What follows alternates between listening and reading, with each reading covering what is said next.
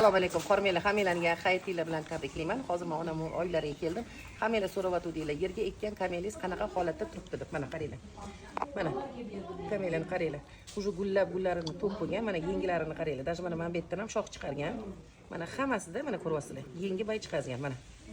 Gashokda edi. Olib gashokka chiroyli qilib drenajniy slойlar bilan o'zimning gruntim bilan ekib, mana yerga tiqib yuborgandim. O'zingizlar ko'rgandinglar. Pastda videolarda ko'rsatib berganman. Mana o'sha kelganimda 15 kunda bitta limonli suv quyib yuboraman. Bu yoqda уже salqin, ham quyosh tushadigan joy. Mana normalniy turibdi, hech qattiq qurimagan, hech qattiq qotmagan, zo'r turibdi.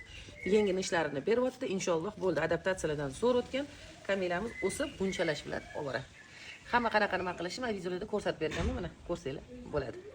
Mana qaranglar. Mana bu yangi shox chiqardi. Mana уже bunchasi boshlandi. Yana bunga kiramiz, xudo xolasi. Mana bu yerga ham quyosh tushadi, bu yerga ham zax tushadi. Mana hamma yoqdan yangi nodalarini chiqarib bergan. Ko'rasizlarmi? Mana bunchalarni ham beryapti. Shunaqa qilib ekib to'g'irlab qilsa zo'r bo'ladi.